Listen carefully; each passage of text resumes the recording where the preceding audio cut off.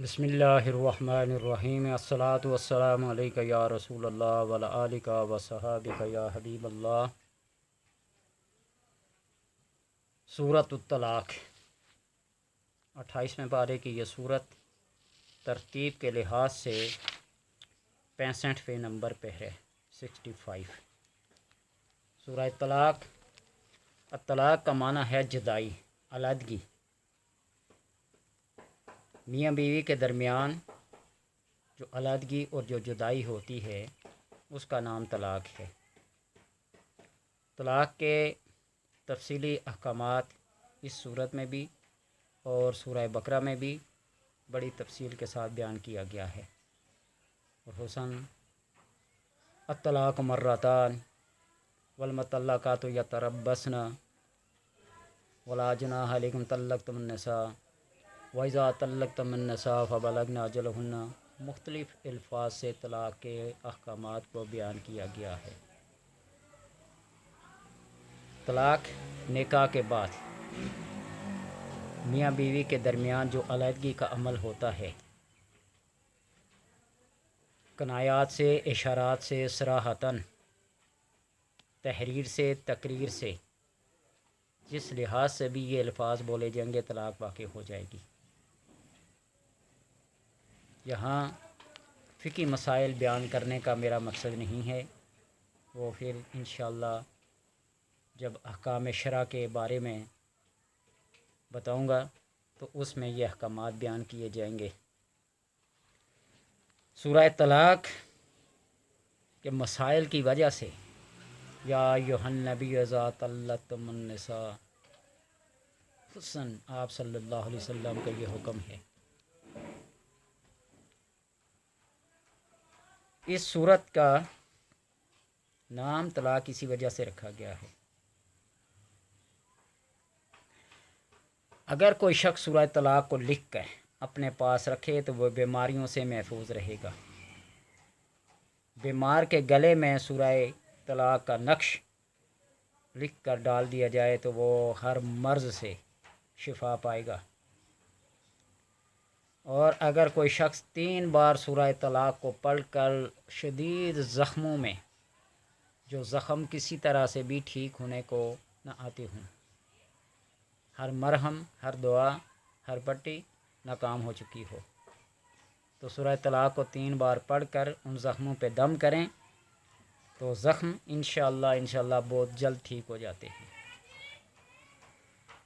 اور اگر کوئی شخص سورہ طلاق کو لکھ کر اس کا نقش یا اس کو سورت کو لکھ کر پانی میں گھول کر یہ پانی عورت کو پلائیں تو اس کا دودھ بڑھ جاتا ہے۔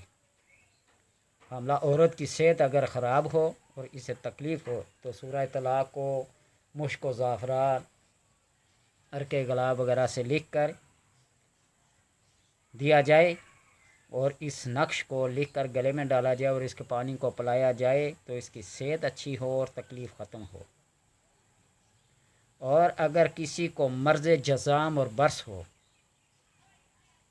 جذام کوڑ کی بیماری کو کہتے ہیں، برص وہ جو جسم کے اندر سفید سفید داغ ہو جاتے ہیں، پھلبری جسے کہتے ہیں، اور یہ تب ہوتا ہے کہ جب دھوپ کے پانی سے غسل کیا جائے یا ہاتھ منہ دھویا جائے، وضو کیا جائے، دھوپ کے گرم پانی سے یہ اکثر ہوتا ہے، یا پھر آدھا دھوپ اور آدھا چھاؤں میں بیٹھنے سے یہ مرض لاحق ہو جاتا ہے۔ دھوپ میں بیٹھنے کا یہ حکم ہے نا کہ دھوپ میں بیٹھیں تو سارے کے سارے دھوپ میں، چھاؤں میں بیٹھیں تو سارے کے سارے چھاؤں میں، یہ نہ کہ آدھا جسم چھاؤں میں ہو اور آدھا دھوپ میں ہو تو بیماری لاحق ہونے کا خطرہ ہوتا ہے۔ تو اس بیماری کے اندر، جذام اور برص کے اندر، سورہ طلاق کو زعفران اور عرق گلاب سے لکھ کر گھول کر پلائیں تو مرض ختم ہو جاتا ہے۔ یہ تھا امراض کے بارے میں۔ اس کے اندر بہت ساری اور بھی حکمتیں ہیں، مسائل بیان کیے گئے ہیں، حیض کے، نفاس کے، رضاعت کے، دودھ پلانے کا مسئلے، اور طلاق کے بعد نان و نفقہ دینے کا مسئلہ، اور پھر زمین و آسمان کی تخلیق کا بھی اس میں ذکر ہے، دستے غیب کا بھی اس میں ذکر ہے۔ اور اس صورت کی یہ آیت وَمَن يَتَّقِ اللَّهَ يَجْعَل لَّهُ مَخْرَجًا وَيَرْزُقْهُ مِنْ حَيْثُ لَا يَحْتَسِبُ وَمَن يَتَوَكَّلْ عَلَى اللَّهِ فَهُوَ حَسْبُهُ إِنَّ اللَّهَ بَالِغُ أَمْرِهِ قَدْ جَعَلَ اللَّهُ لِكُلِّ شَيْءٍ قَدْرًا۔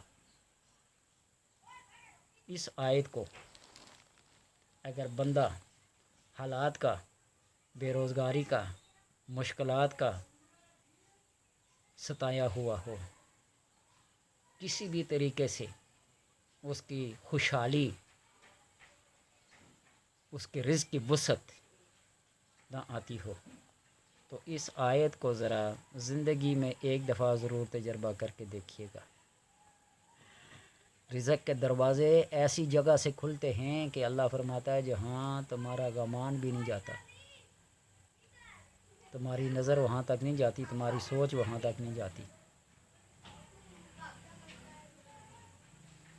یہ راولپنڈی کا ایک بہت بڑا سیٹ سیالکوٹ میں اس کا 3 مرلے کا مکان تھا، بارش کی وجہ سے گر گیا، مستریوں کو بلایا، کھدائی شروع کی، کھدائی کے دوران میں خزانہ نکل آیا،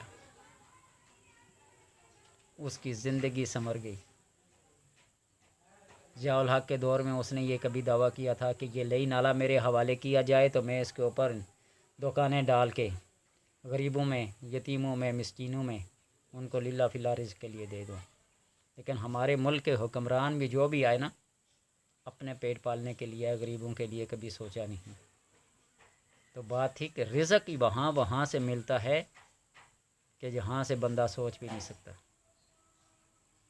یہ کوئی نور مل والوں کو دیکھیں، یہ راجہ بازار میں کسی کا سامان ڈھو ڈھو کے مزدوری کا کام کرتے تھے، کسی فقیر کو روٹی کھلانے سے، جو اپنا مزدور کھانا لے کے گیا وہ کسی فقیر کو دینے سے اللہ تبارک و تعالی نے اس کے لیے ایسے رزق کے دروازے کھولے کہ آج ہزاروں لاکھوں بندوں کو روزگار وہاں سے ملا ہوا ہے۔ تو اس طرح اللہ تبارک و تعالی رزق کے دروازے کھولتا ہے کہ بندے کو گمان بھی نہیں ہوتا۔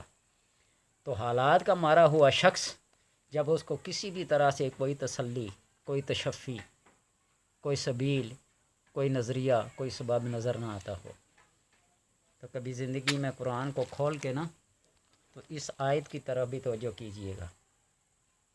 اللہ تبارک و تعالیٰ فرماتا ہے من یتق اللہ، جو اللہ سے ڈرتا ہے، تقوی اختیار کرتا ہے، یجعل لہ مخرجا، اللہ تبارک و تعالیٰ اس مشکل سے، اس مصیبت سے اس کو نکلنے کا راستہ دے دیتا ہے۔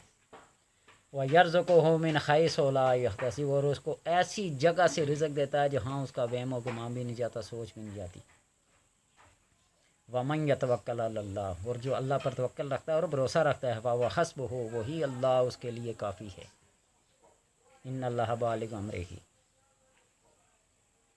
قَدْ جَعَلَ اللَّهُ لِكُلِّ شَيْءٍ قَدْرًا، ہر امر کو انتہا تک، ابتدا سے انتہا تک پہنچانا اس کا کام ہے۔ تو آپ نے کرنا کیا ہے ہدایت کو کہ 40 دن تک تنہائی کو اختیار کرتے ہوئے، علیحدگی اختیار کرتے ہوئے، باوضو حالت میں عشاء کے بعد علیحدگی میں بیٹھ کر اول آخر درود ابراہیمی 3 بار، 5 بار، 7 بار، 11 بار پڑھیں، اور اس آیت مبارکہ کو 1000 بار پڑھیں روزانہ، 40 دن میں 40,000 ہو جائے گی۔ تو اللہ تبارک و تعالی غائب سے ایسا کوئی اپنا کرشمہ، ایسی کوئی اپنی حکمت کاملہ بندے کے ذہن میں ڈال دے گا کہ اس کی زندگی بھر کا افلاس، غربت دور ہو جائے گی۔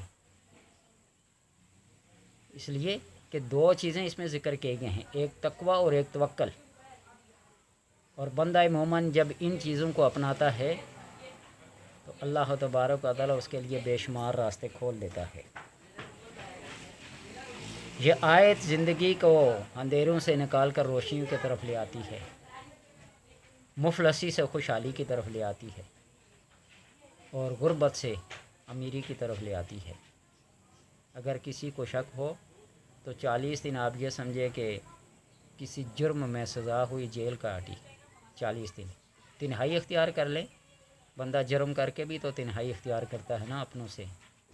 تو چند گھنٹوں کے لیے اگر اس آیت کو 1000 بار پڑھیں تو میرے اندازے مطابق گھنٹہ یا 1.5 گھنٹہ، بہت کم سپیڈ سے توجہ کے ساتھ پڑھی جائے تو 2 گھنٹے، اور زندگی کے 24 گھنٹوں میں سے روزانہ 2 گھنٹے اپنی مشکل کو، اپنی مفلسی کو، اپنی غربت کو دیکھتے ہوئے، خوشحالی کی سوچ رکھتے ہوئے یہ آیت پڑھیں تو اللہ تبارک و تعالی غائب سے رزق کے خزانے کھول دیتا ہے. ساری زندگی کی پریشانیاں، پشیمانیاں، ساری زندگی کی حسرتیں اور امیدیں بس ان 40 دنوں کے اندر بند ہو جاتی ہیں. بندہ پھر ایسا خوشحال ہوتا ہے، اور خوشحالی کے دوران میں جب وہ خرچ کرنے لگتا ہے نا تو اللہ تبارک و تعالیٰ اس کے خرچ کیے ہوئے کو ادھار نہیں رکھتا، بلکہ اس کو 10 گنا زیادہ کر کے لوٹاتا ہے.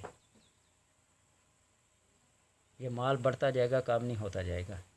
تو اس لیے اس صورت کے اندر جہاں امراض کی شفا کے لیے اس کو گول کر، اس کو لکھ کر، اس کو اپنے پاس رکھنے سے، پینے سے، دم کرنے سے جذام، برس کی بیماریاں بھی ختم ہو جاتی ہیں، تو اس کا ورد کرنے سے 40 دن تک اس آیت کو 1000 بار روزانہ پڑھنے سے اللہ تبارک و تعالیٰ اپنے رزق کے خزانے بندے پر کھول دیتا ہے، اور وہ پھر مفلسی اور غربت سے نکل کر خوشحالی کی زندگی بسر کرتا ہے.